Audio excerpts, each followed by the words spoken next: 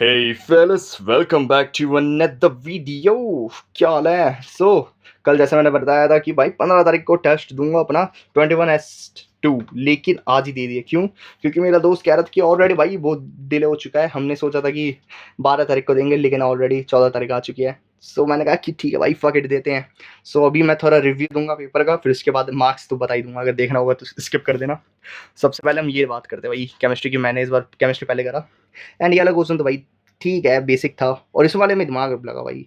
Statement base है, लेकिन इसमें फिर कैलकुलेशन करनी पड़ती है, तो ठीक है, चला गया। बाकी ये ठीक ठाक चला गया। इसमें पता नहीं कैसा था, मैंने अभी तक इसको चेक नहीं करा था, सही है कि गलत है। और बाकी ये फिर एकदम फॉर्मूला बेस्ड था। फिर ये वाला था, ये तो भाई फाजिंग रूल से हो गया था। और फिर इसके बाद ये, इसमें भी हल्के कैलकुलेशन थी। और बाकी ये हो गया था। ये वाला क्वेश्चन मेरे से हुआ नहीं, मैंने ऐसे गैप छोड़ दिया। फिर इसके बाद ये था क्वेश्चन, देख सकते हो। बाकी डेनियल से अलग था। और उसके अलावा ये सब क्वेश्चन भी थे। इसमें मेनली तो भाई कुछ कुछ समझ आ रहे हैं स्टेटमेंट वाले, तो वो कर रहा मैं, बाकी सारे तो छोड़ के आ रहा। बाकी ये तो एक आइसोमेरिज्म का था, ये आसान था, हो गया। और फिर इसके बाद ये रिएक्शन वगैरह थी भाई, ये मेरे से नहीं हुआ, मैंने छोड़ दिया फिर इसका।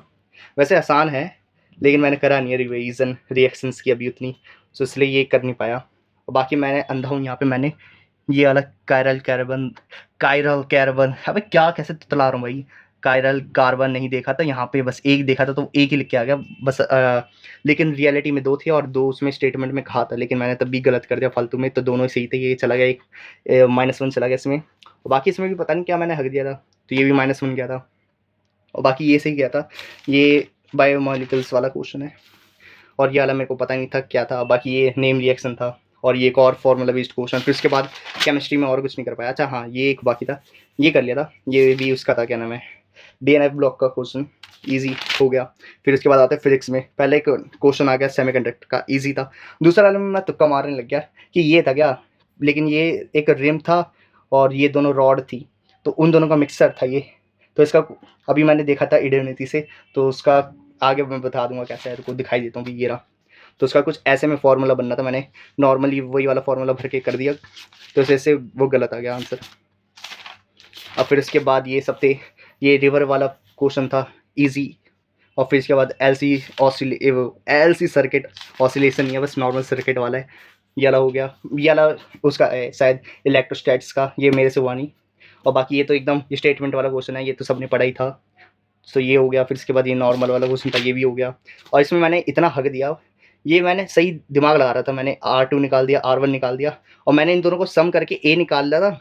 और मैं गधे की तरह मैंने ये वाला एंगल पूछा था, मैंने A लिख के आ गया 75, जो गलत था। फिर उसमें से माइनस करना था, तब जाके 60 आना था। ठीक है। और बाकी ये वाला क्वेश्चन आसान था एकदम। इसमें बस एल की जगह ये वाला फॉर्मूला पुट करना था, आधे से आधे सब कट ही जाएगा, बस एन की वैल्यू देखनी है कि किसके बराबर आएगी। तो ये लगभग लगभग 5 के आसपास आ रही थी, वही मैंने कर दिया फिर। और बाकी ये वाले में मैंने फिर हक दिया। यहाँ पे था ये सिली मिस्टेक कि ये जो सर्कल है ना, सर्कल से अंदर की तरफ जा रहा है, क्या नाम है अपना, ये मैग्नेटिक फील्ड, और लाइन से बाहर की तरफ आ रहा है, तो यहाँ पे माइनस साइन आना था, मैंने प्लस कर दिया फालतू में, ये हो गया गलत। फिर उसके बाद ये था रिलेटिव मोशन का क्वेश्चन, ये हो गया। बाकी ये भाई पता नहीं क्या था, इसमें मेरे को समझ नहीं आया। मैंने ये वाला फॉर्मूला यूज़ करा, उसके बाद मेरा 28 आ रहा है, मैंने वो टिक कर दिया, लेकिन आंसर में देखा तो उसका आधा है, 14। पता नहीं ये क्यों आ रहा है, अभी मैं देखूंगा, काफ़ी लंबा चौड़ा एक्सप्लेनेशन है, वो देखना पड़ेगा अभी क्यों है। और बाकी फिर ये था एंगुलर डिस्प्लेसमेंट, ये कहते हैं ना, नहीं सॉरी, एंगुलर वो फ्रिंज विथ, ये उसके ऊपर क्वेश्चन था। और बाकी फिर ये अलग एक क्वेश्चन था कैपिलरी वाला, इसमें ताकि जब तक अगर ये कांस्टेंट ही नहीं होगा, तब तक तुम ये नहीं बता सकते कि हाइट कौन सी बड़ी है कौन सी कम है। और उसमें एक और क्वेश्चन, एक और ऑप्शन था कि उसमें ये स्टेटमेंट सेम ऐसा था, लेकिन उसमें T1 = T2 ऐसे कुछ दे रखा था। अब ऑलरेडी तुम एक बात बताओ, यहाँ पे एक वेरिएबल है, एक वेरिएबल है, तो अगर इसको कांस्टेंट नहीं लूँगा तो कैसे कैसे बता पाएंगे हम, जब तक हमारे पास कोई वैल्यू ना हो। तो ये मैंने तुक्का मारा है, ये वाली होनी चाहिए, तब वो करेक्ट हो गया। और बाकी पोटेंशियोमीटर का था क्वेश्चन, ये व्हीटस्टोन ब्रिज वाले कॉन्सेप्ट से हो जाता है, इजी हो गया। फिर उसके बाद ये वाला क्वेश्चन था, ये क्या नाम है उसका, थर्मोडायनेमिक्स का है, KTG थर्मोडायनेमिक्स, ये उसका था, हो गया। फिर इसके बाद ये वाला क्वेश्चन है, ये तो बेसिक करंट का है, इक्विवेलेंट करंट करके, मतलब इक्विवेलेंट रजिस्टर करके तुम कर देना, इजी। फिर इसके बाद ये था एक कि रोटेशन होगा तो ये गिरे ना, तो ये बेसिक, ये क्या नाम है अपना, पावर मैनेज करके हो गया था। और बाकी ये सिग्निफिकेंट फिगर वाला था कि सबसे लोएस्ट सिग्निफिकेंट फिगर को हम मेन लेते हैं, तो बस 0.3 का आंसर कर दिया। फिर बाकी ये एक स्लैब जो आ जाती है उसके सामने, क्या नाम है, YDSC में, तो ये उसका क्वेश्चन है। फिर इसके बाद ये था, ये भी थर्मोडायनेमिक्स का है, 1.4 रहेगा यहाँ पे। तो ये वही था। फिर इसमें मैंने क्यू और डब्ल्यू को ऐसे में कर दिया, ये होता है ना, तो पहले इसको इसमें कन्वर्ट कर दिया NR डेल्टा T, फिर उसको कन्वर्ट करके डायरेक्ट आंसर आ गया, इजी। और फिर इसके बाद ये वाला क्वेश्चन था, ये अपना क्या नाम है, टर्मिनल वेलोसिटी से रिलेटेड था, इजी। और बाकी वाला क्वेश्चन तो भाई बिल्कुल समझ नहीं आया था, मैंने इडोनीति का भी देखा कॉन्सेप्ट, तब जाके समझ आया ये पता नहीं क्या डिस्प्लेसमेंट करंट और वो सबसे रिलेटेड है। दिमाग का दही हो गया भाई, लेकिन तब भी सॉल्व कर दिया आखिरी में। टीचर के को देख के मैंने सॉल्व करा ऑफकोर्स, ये मैंने पेपर के बाद करा है। और बाकी फिर ये था एक, ये अपना मॉडर्न फिजिक्स का हो गया क्वेश्चन, ये भी आसानी था, हो गया। बस फिजिक्स में इतना ही करा।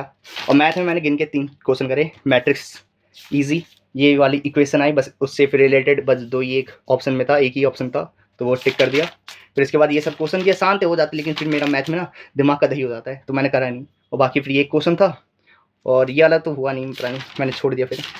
और एक ये वाला था, ये इसमें गिफ्ट लेके करते हैं, वो क्या कहते हैं से, ग्रेटेस्ट इंटीजर फंक्शन, और जो भी होगा उसको सम कर देगा तो आंसर आ जाएगा 16। तो ये 3 करा था। और टोटल अभी मेरे कितने नंबर आए हैं इसमें, देखो तो मैं दिखा देता हूँ। सो या इस बार टोटल नंबर आए हैं 133 आउट ऑफ 300। ये तो अभी तक का सबसे हाईएस्ट स्कोर है मेरा। और ये शिफ्ट मैं कहूँगा आसान है, लेकिन अब कल होगा, मतलब कल तो नहीं, मतलब नेक्स्ट जो भी होगा वो 22nd शिफ्ट 1 होगा। और ये बंदे कह रहे कि 22 तारीख को हार्ड शिफ्ट आई थी, अब वो देख के पता चलेगा। मेरी तो अभी फिजिक्स और केमिस्ट्री ठीक ठाक चल रही है, मैथ ऐसे की तैसी है, दिमाग का दही हो रहा है। मैं सोच रहा हूँ अभी जो फिजिक्स में आ रहे हैं नंबर उसको और कंफर्म कर ले, फिर बाकी फिर केमिस्ट्री में कूदूंगा मैं। केमिस्ट्री में जितने बटोर पाएँ आखिरी तक वो बटोरेंगे, बाकी मैथ में तो वही यार 2-4 क्वेश्चन करके मैं निपटा दूंगा, बाकी उससे ज़्यादा मेरे से होंगे नहीं उसमें। ठीक है, दैट्स प्रीटी मच इट।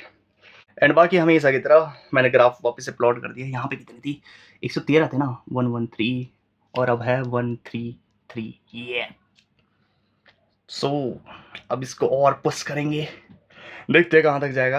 अभी गिरेगा तो पक्का यार, एक बार ऐसा हो ही नहीं सकता कि बस ऊपर ही जाऊँ, एक बार तो नीचे मार्क्स आएंगे, उसके लिए मैं रेडी हूँ।